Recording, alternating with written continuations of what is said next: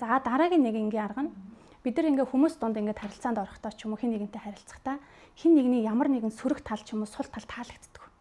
Жишээ нь те энэ одоо амар хүнийг ялгаж харцдаг. Энэ өстө хүнийг одоо ингэдэг ч гэдэг юм уу те.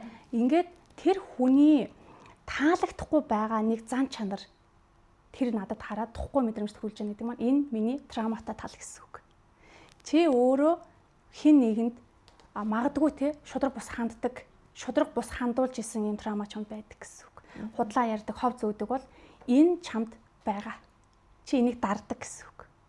Тэгэхээр нэг талаасаа энэ нь мэдэрсэн травма нэж болно. Өөрийнх нь бас сул тал буюу яг тэр травмагийн хамгийн гол онцлог нь өөрийнхөө мэдэрсэн мэдрэмжийг бусдад мэдрүүлэх гэдэг байхгүй.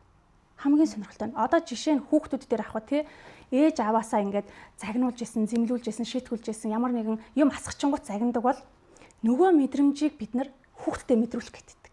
Шууд ухамсаргүйгээр хүүхэд яг асгасан бол чи асгачлаа штэ чи энийг арчаач гэж загнадаг. Хин нэгэн сул дорой мэдрэмж төрүүлэнгүүт чи өстө юу ч чадахгүй юу ч яахгүй гэд нөгөө өөрийнхөө мэдэрж исэн мэдрэмжийг хүнд мэдрүүлэх гэдгээр юм онцлогтой гэсэн. Тэгэхээр яах нь бидний энэ одоо сэтгэл зүйн асуудал гэдэг чинь өөрөө биднэрт удирдуулахгүйгээр захирагдахгүйгээр бидний нөгөө нэг ухамсаргүйд хадгалагдчихэдэг учраас тэр ухамсарт ингэж санаандгүй байдлаар зан харилцаа, шийдвэр гаргалт, амьдралын бүхэл талбарт нөлөөлөд идэг. Энийг мэдчин гэдэг маань өөрөө энэний хүчийг бууруулж өгдөг. Тэгэхээр мэдхийн тулд саяны хоёр аргаар мэдэж болж байна. Яагаад надад ийм асуудал үүссэн байж болох вэ? Энтэй холбоотой юм байна. Тэгвэл дараагийн удаа яг ийм мэдрэмж давтагдах гэхээр хүүхдтэрээ гарах гэхээр за би өөрөө нөгөө трама өвд дамжиж удамшиж явдаг гэдэг чинь аахгүй. Энийг таслан зогсооё.